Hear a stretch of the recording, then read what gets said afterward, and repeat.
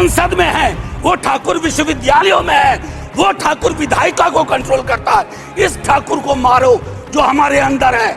जय हिंद मैम। कि जिस तरह से मनोज झा ठाकुरों पे कमेंट किए, ये काफ़ी दुखद है। आप ठाकुर के जगह रावण कह सकते थे कि हमारे अंदर के रावण को मारो। अब अगर ठाकुर नहीं होते इस देश में, इस देश का नाम मुगलिस्तान होता। इस पर लालू यादव जी को एक्शन लेना पड़ेगा, जो कहते हैं A to Z की पार्टी है।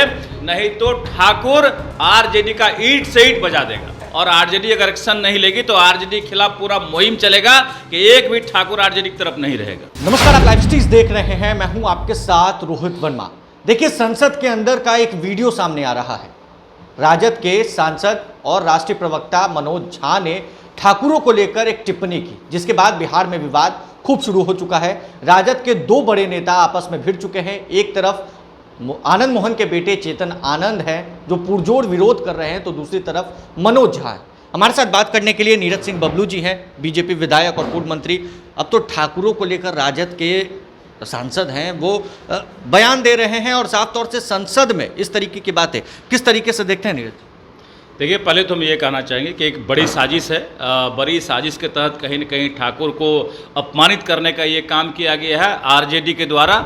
और हम इस बयान का पुरजोर विरोध करते हैं कि जिस तरह से मनोज झा ठाकुरों पे कमेंट किए, ये काफ़ी दुखद है।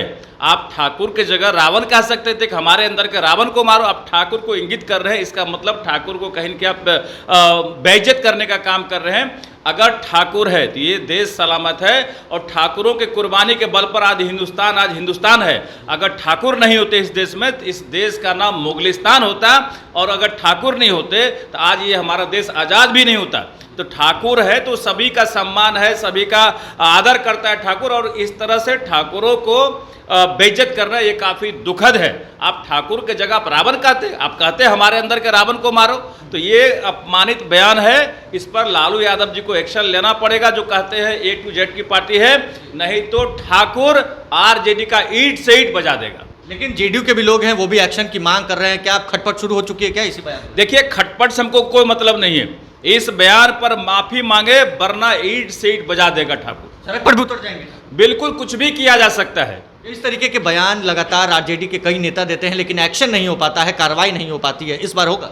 एक्शन लेना आरजेडी का काम है, और आरजेडी अगर एक्शन नहीं लेगी तो आरजेडी के खिलाफ पूरा मुहिम चलेगा कि एक भी ठाकुर आरजेडी की तरफ नहीं रहेगा। चेतन आनंद का साथ दे रहे हैं, क्योंकि चेतन आनंद ने पूरा, देखिए, यहाँ किसी के साथ देने की बात नहीं, ठाकुर के अस्मिता की सवाल है, ठाकुर के इज्जत की सवाल है।